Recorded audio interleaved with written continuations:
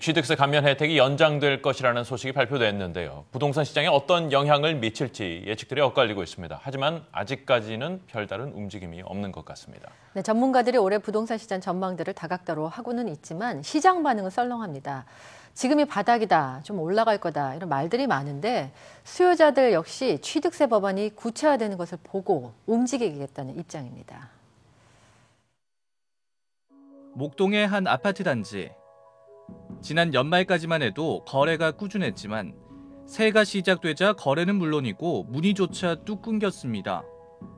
그나마 취득세 감면 효과가 아주 큰 건 아니고 신수요자 중심으로 그나마 세려고 얘기했던 분들이 좀 서두르는 부분이 있어요. 그래서 작년 연말까지 좀 있었거든요. 근데 올해 연초에는 세는 분이 조금 늦죠. 집을 사려는 사람이 없다 보니 거래는 사라진 채 호가만 떨어지고 있습니다.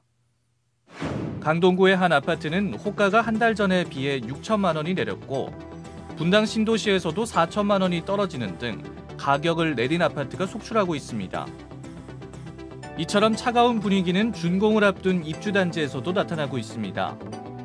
취득세 감면 연장에 대한 합의는 이뤄졌지만 법안 심사 과정에서 소급 적용 여부와 적용 기간 등에 대한 세부 내용은 다소 바뀔 수 있는 만큼 잔금 납부와 입주를 미루겠다는 것인데요.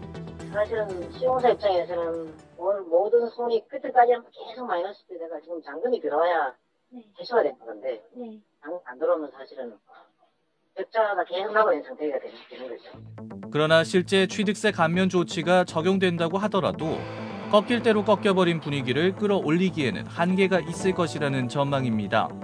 지금은 집을 사면 오를 것이라는 희망이 없거나 피부적으로 느끼는 경제의 불황에 더블 공포까지 느끼고 있어서 전세 거주자들이 쉽게 매수자로 전환되지 않고 있는데 그 큰 요인이 있다고 보고. 급매물 위주로 거래가 됐고 급매가 소진된 이후에는 전혀 매수나 매도 문의가 전혀 없는 실정입니다. 연장이 된다 하더라도 워낙 매수 심리가 없기 때문에 그 시장에 큰 반응은 없을 거라고 전망이 됩니다.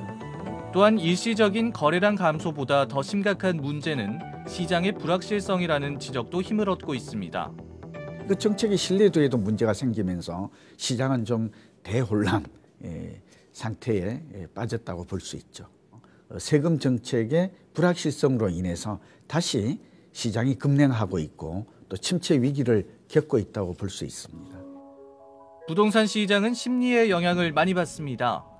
정책의 초점이 매수 심리 회복에 맞춰져야 하는 이유입니다. 서둘러 발표만 하고 입법이 되지 않는다면 시장의 불안은 커질 수밖에 없고 수요자의 기다림은 계속될 수밖에 없는 만큼 불안 심리를 제거할 수 있는 대안이 필요하다고 전문가들은 조언합니다. 전셋값은 1년 중에